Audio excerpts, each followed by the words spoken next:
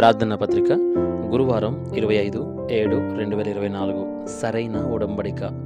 యెషయా గ్రంథము 62వ అధ్యాయము 10-11 వచనాలు.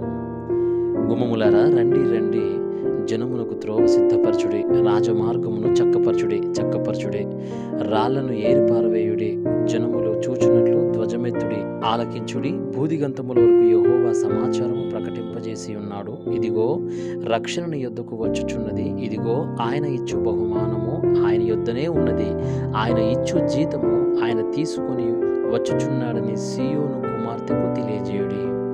మీరు మీ దేవుడు ఇచ్చిన CVDIPతో ప్రార్థించడం కొనసాగిస్తే మీరు ఖచ్చితమైన ఉడంబడికను చూస్తారు.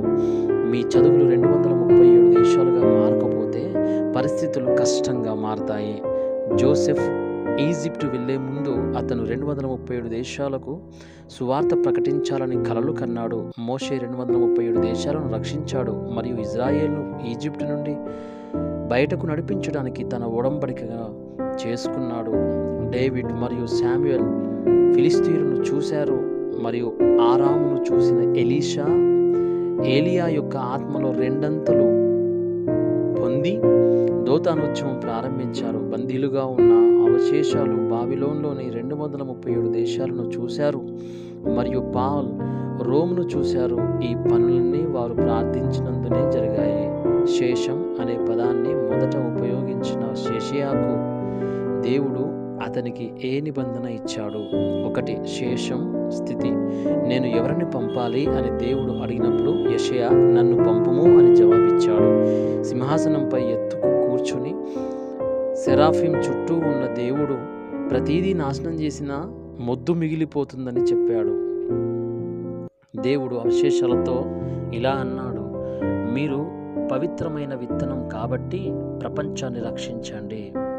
2. భవిష్యత్తు.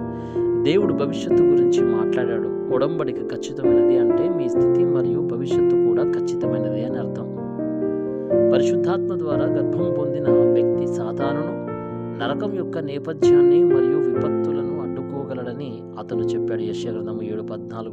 దేవుడు తన వాక్యం శాశ్వతంగా నిలుస్తుందని చెప్పాడు. యెషయా 40:1-31. అంతేకాదు భవిష్యత్తులో బయలుపరచబడే తన శక్తి గురించి చెప్పాడు. యెషయా గ్రంథము 43:16-19. ఆ శక్తి యొక్క వెలుగు వచ్చినందున లేచి ప్రకాశించు అనేది దేవుడు చెప్పాడు. యెషయా 60:1-22.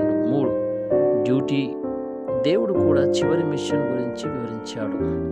అతడు నిన్ను కాపలాదారుడుగా పెంచాడు కాబట్టి యెహోవా విశ్రాంతి తీసుకోకుండా పగలు లేదా రాత్రి మౌనంగా ఉండవద్దని ఆయన మీకు చెప్పాడు.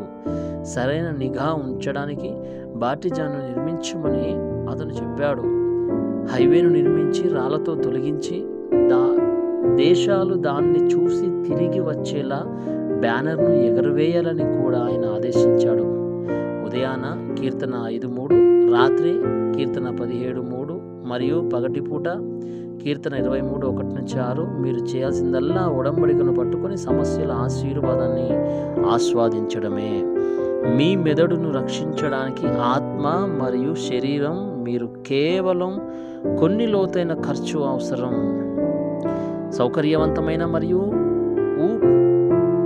మీరు ఊపిరి పీల్చుకున్నప్పుడు నిశ్శబ్దం సమయం. ఉడంబడిక ప్రార్థన. ప్రియమైన దేవా, నన్ను అవశేషంగా పిలిచిన నీకు నీ ఉడంబడికను సరిగ్గా మరియు ఖచ్చితంగా పునరుద్ధరించడానికి నాకు సహాయం చెయ్యి. యేసుక్రీస్తు నామములో నేను ప్రార్థిస్తున్నాను. ఆమేన్.